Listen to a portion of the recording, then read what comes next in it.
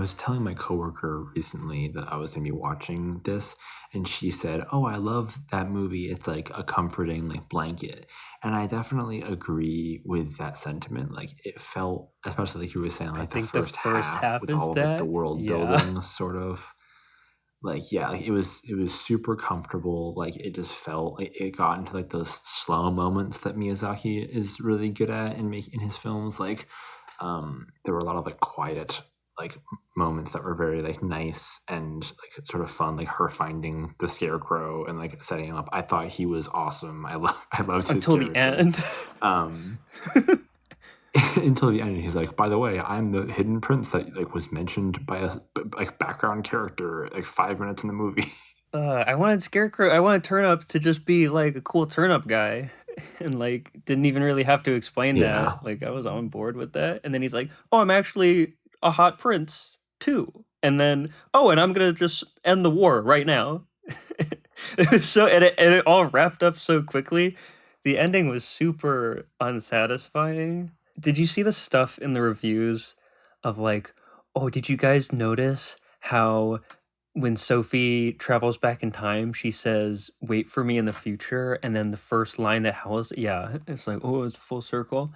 It was definitely really weird. I think, like, because she went from being like, "Oh, Howl's like a pretty cool wizard who like eats beautiful women's hearts," and then she was like, "Yeah, I'm in love with him." Like, it seemed like it kind of Yeah, so basically I'm in love with him. yeah, like, it came out of nowhere. I thought. Because after the movie, yeah, one of my first thoughts was like, their relationship's cool, but like, do they ever have like a heart to heart conversation? They have like one. He takes her to like the valley of flowers, and he's like, "This is a pretty sick place, like where I used to come as a kid." And she's like, "That's sick, dude." And then they see a battleship, and then they start talking about the Yeah, that was a war. weird scene. um, But I guess that is the closest we get to like a sit down conversation with them where you could see them like kind of falling in love, I guess. Because that was sweet. I guess, but there's never like he never was like, "Hey, do you have like any like siblings?" like you know that sister who like everyone was like in fucking love with in the town. Like, what was that like? Like, how did you feel like growing up? Like, I feel like we never like I don't know how I felt about just like their relationship not developing sort of naturally and sort of just being like oh, of course they're going to be in love because they're the two main characters, and so like they're of course they're going to have a relationship. Yeah, and I mean, is this not a problem in every Miyazaki movie? Do you remember? Because this is, I remember this being an even bigger problem when I watched Princess Mononoke. Remember when we watched that in the theater Yeah, with we did. everyone? I remember being like, why is he instantly in love with her? Like, I think the guy just instantly was in love with her because she was like cool and she was like the forest. And they have like Dude, no scenes together. It's like even less. I mean, I haven't watched that movie in a while, but that's what I remember. Is like, damn, they were really just in love, like for no reason, because they were he the was two like, she characters. kills people good, and that's all I need. That's all I need to know. She's like cool and she's into environmental conservation. Like, I can get behind that. I think that I definitely think in Miyazaki films, like the world and the environment and like the ambiance is all more important than the characters or the story at all. It's So I think always that it's about the like vibes. yeah, it's like you gotta kind of take it with a grain of salt because like every Miyazaki film isn't gonna be like Christopher like I guess like Tarantino or In the story another good department. director like Scorsese, like levels of writing and story. Like it's just gonna be like this is gonna be really pretty to look at, and you're gonna feel very warm and fuzzy when you watch it. So it starts like amazing setting. I love the English countryside again. Right. He rolls up and he's like, "Let me whisk you away," and he like carries her. He like that's another thing. He like uses like the Imperious curse on the the two guards, It's and kind of then they like creepy. walk away. Yeah, it's never Kinda really talked about creepy. again. He never like uses that power again. But then like he flies with her, and it's really cute, and the music is great, and you kind of as a viewer fall for Howl. You're like, this guy's hot as Damn, fuck, I want Howl to fuck me, but I was basically. thinking And then Nessie. like I don't know, and then like I feel like you sort of like get more exposed to the world by seeing like her sister and her job, and like they kind of talk about like, damn, Sophie, you need to get out more, like meet a dude, kind of. Um, and then like the witch is mentioned there, the witch of the wastes is mentioned there for the first time. And then Sophie goes back to the hat shop and she sees the witch of the waste, and it's like, oh fuck! And then the witch of the waste is like, you were talking to Howl, so I'm cursing you to look old. And I thought that was a really interesting curse because I didn't know anything about this movie when I first started watching it, and then I was like, "Oh shit, she's old." It's like, Yeah, so it's not like I guess that was a cool like subversion. Like it's not pretty cute anime girl, like mhm. she is, but she looks like an old bat the whole movie. It was Um, interesting because it was kind of like Beauty and the Beast, but they're both the Beast. Like Howl has like this cool castle, and he was has like this getting a lot curse. of Beauty and the Beast, yeah, like he's a Yeah, and bad then boy and she has to save him. So he stops going out to the war and being a sick ass bird. but like, what was he even doing on the battlefield? We don't even That know. is pretty vague too. We know that he generally dislikes the war. Yes, he Slay. does say Um that this is an anti-war. As with a lot of Miyazaki films, this is anti-war. yeah, and but yeah, when he's out flying around as bird guy, like is he on a certain side or was he just Is he like killing as many fighting? people as possible? I mean, he never kills anybody. He kills We the don't know freaky that. bird things. There's a Howl's Moving Castle unrated, and he like flies into a battleship and is like tearing through the Yeah, crew it's like an members, and like extended sequence. he's like ripping them in half. It's really like graphic. It's like invincible. Like he's like tearing dudes like apart. I guess he's just doing that generally. He's just Yeah. trying to take down as many cool warships as he can. And that I think is one of my issues with the film was I feel like it was like very anti-war and had a lot to say about that, but it didn't really like it was like also like like conflicting with their like adventure slash like love story that was building, and then also like the general Miyazaki like world building vibes. So it was like vibes, but also anti-war film, but also a story about two young lovers. So it really didn't.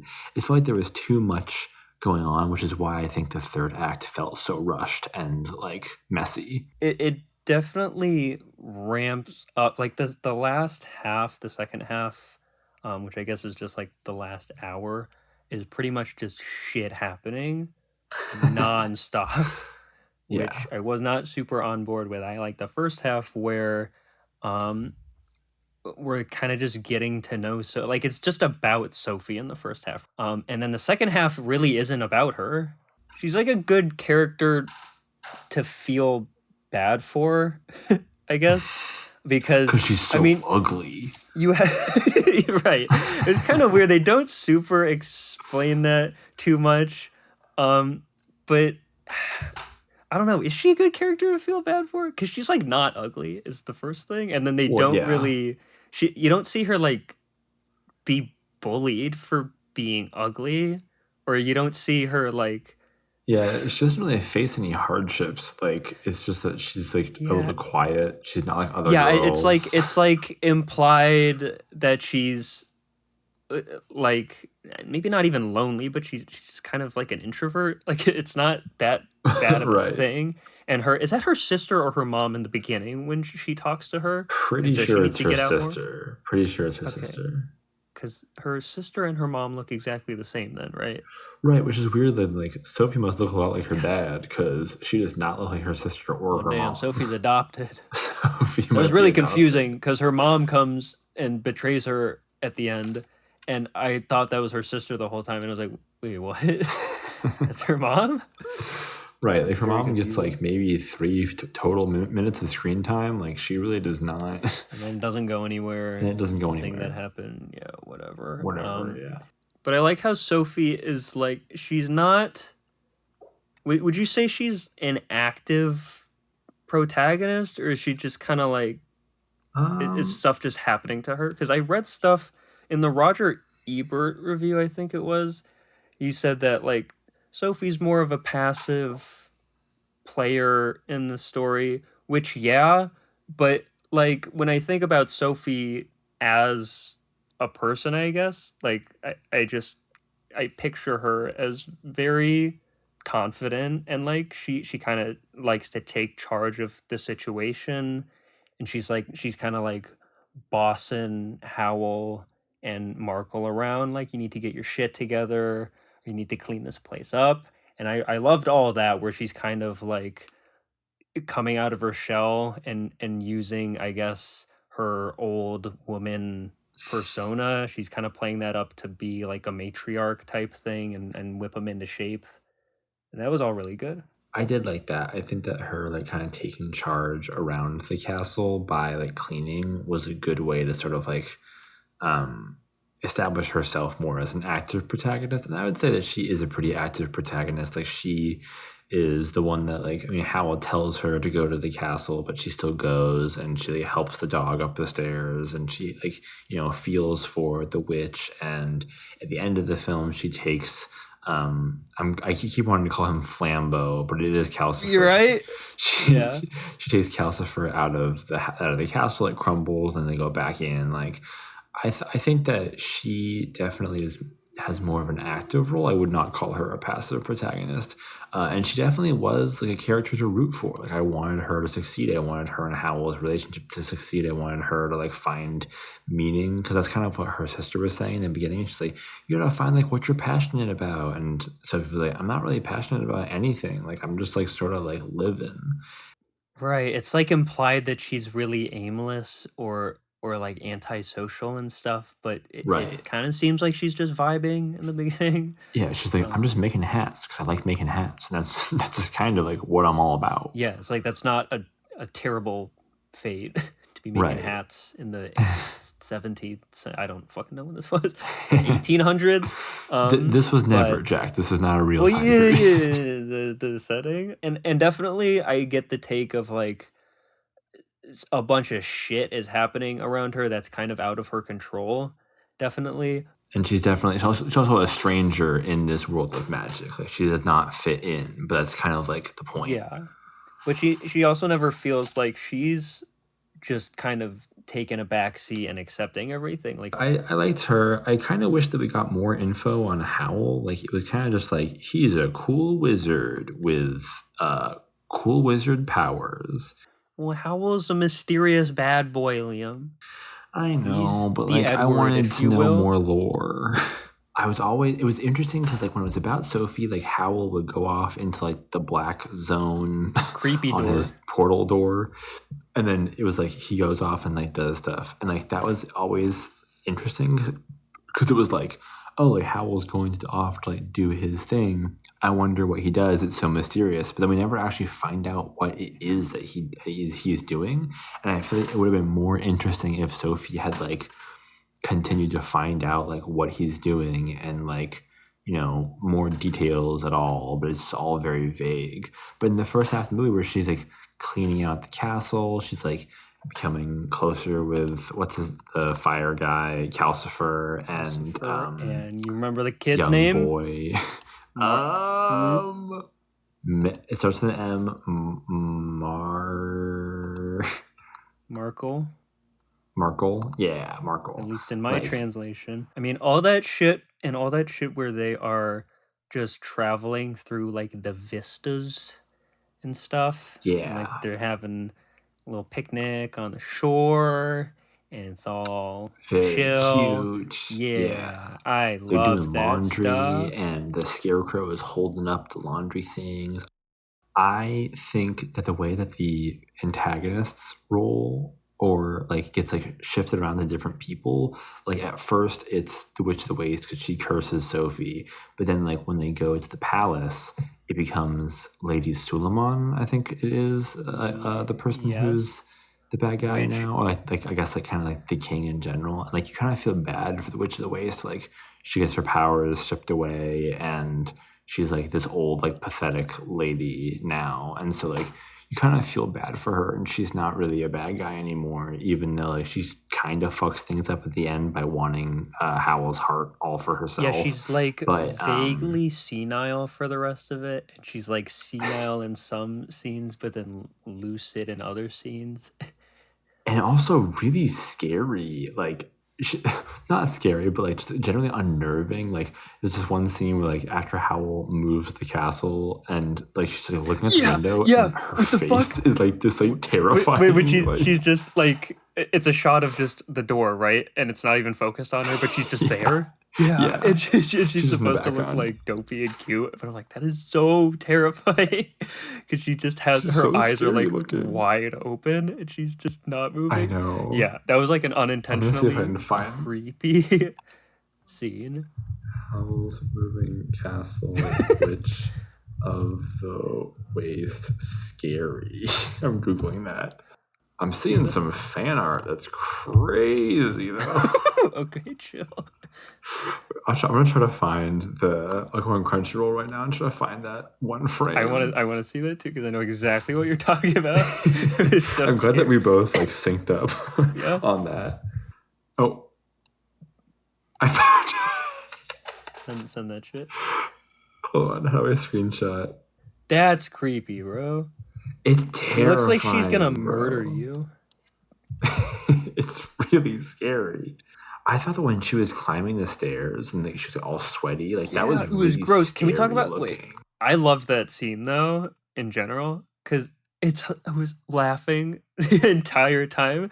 Because like she's kind of like Sophie's on this mission, and there's like kind of this tension building about like what the talk with the king or whatever is gonna be because you haven't seen him yet, and then the movie just like stops dead so that these two old women can like struggle up the stairs for 10 minutes.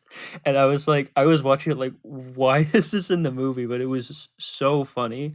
And yeah, how like she's Witch of the Waste is supposed to be the bad guy, but then she's just like pathetic.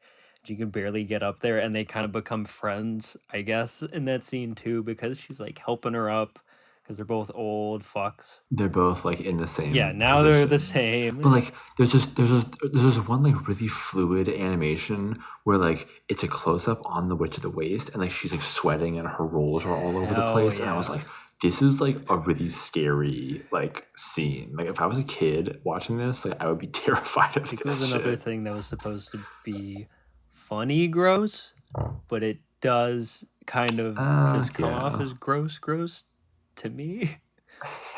And then when they like dump her Yeah. and she's like you think she's dead after they like suck all her magic out or whatever, that was horrifying. Yeah, they Monsters Inc. suck all Yeah. her magic out, and then they just dump her on the next to Sophie, and Sophie's like, "We're flying on this crazy plane thing." Suleiman, Lady Saruman was a shit villain though, right? Because we see her for one She scene, doesn't do anything. and then the next time we see Yeah. her is the very end of the movie, and she's just like, I guess they win. I guess we'll end the war now, and everything will tie up exactly perfectly. Right, like my cute dog sure is a rascal, isn't he? Anyway. Anyway, I guess I'm defeated, and love wins the day instantly. I think it would have been better if the Witch of the Waste was the like big villain for the whole movie. That would have obviously made way more sense, but like they just flipped that on its head, which is like interesting, I guess, but as a story it doesn't really That was connect cool how well. she becomes pathetic, and then she's like their friend. I wish we had like someone to actually like threaten. I wish like maybe Calcifer was evil, or like the dog was like a bigger spy. Yeah, I don't fucking know what the whole thing with the dog was. It was just to have another cute thing in there. The dog is introduced halfway through the movie, and then he and Sophie are like besties, and they both like travel back in time together. I feel like it should have been like a sidekick that she had throughout the whole movie. Like like a Toto to her Dorothy. Like it felt very weird to have this dog that she's known for like 12 hours be like her companion back in time. Yeah, it was so weird because Saruman is like, "Oh, that's my dog, Spy," but then there's no, there's no Yeah. tension. Like he's not bad. At the very end, he like FaceTimes her and was like, check this shit out. And like points over his shoulder to like the happy scene. Like, yeah, these are my new ride or dies. These are my new homies. And she's like, ow, you. And then the movie's over. Oh, that dog of mine. And like you see like in the FaceTime, like the prince riding away on like the pogo stick that he used, like of the scarecrow that he used to be. And like that's God, his like exit from the scene. The Is that he ending is just so pogo bad. sticks away. And the witch says at the end too, the witch is like, oh, like you were only revived by true love's kiss. And like and then Sophie's like, no, I'm fucking Howl. Like I don't know what Yeah, you're this talking didn't really about. make sense. They just kind of tried to explain everything. From the scene where they finally get into the palace after the epic stairs scene, from then onward, it's just a bunch of shit.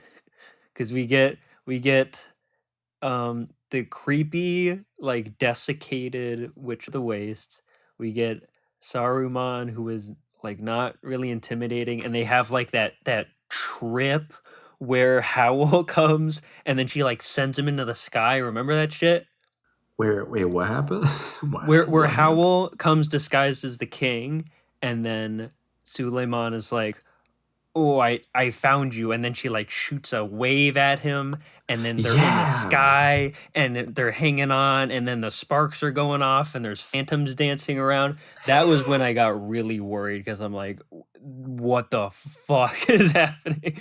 Like there's been cool, neat magic stuff up until then, and I loved all of the cute little magic stuff, but then there's just so much bullshit happening and you have no idea what is going on, and you just met this Suleiman woman who is not intimidating either.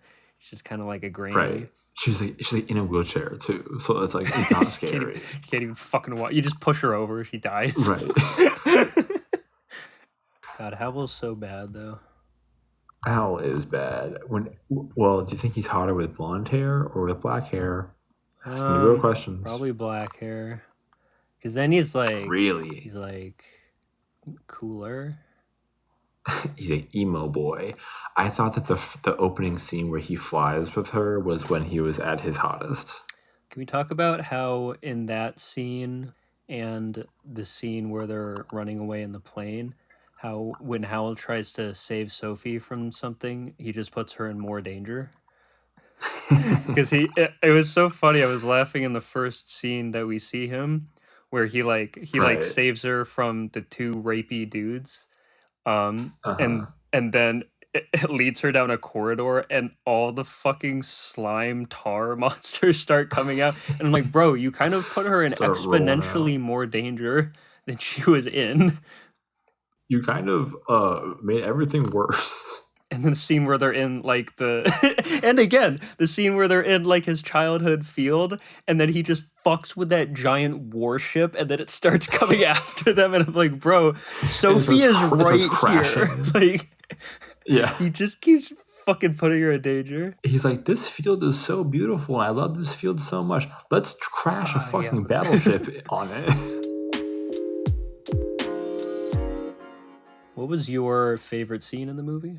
My favorite scene in the movie was probably the laundry scene when she and Child, whose name I already forgot, are having tea next to the lake, and the scarecrow is drying the laundry. I thought that was a very cozy scene, and it looked really pretty. That was probably my favorite scene too. I want to go to a field and watch the sunset and have Howl press his smooth body against me and feed me strawberries.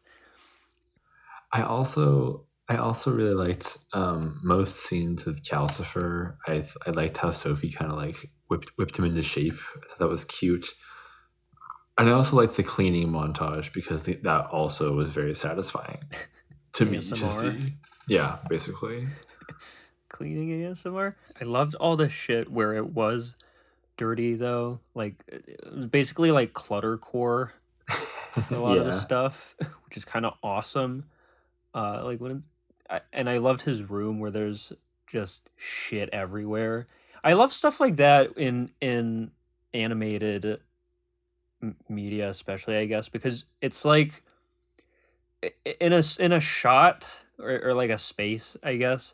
You know that they had to like draw every little thing and think about like where it was and make it look like it has a story or something. I love that shit in Adventure Time too I when was they're just gonna just say, yeah, they do so much of that in Adventure Time where they're just walking through a place and there's just like shit everywhere and it's all like so interesting. Howl's room reminded me of Finn and Jake's treasure room. The yes. I Yes. thought that was really good. Yes, yes. I thought Yes. We got the Adventure Time references. and Woo! I did think that was like that was reminiscent of that for sure.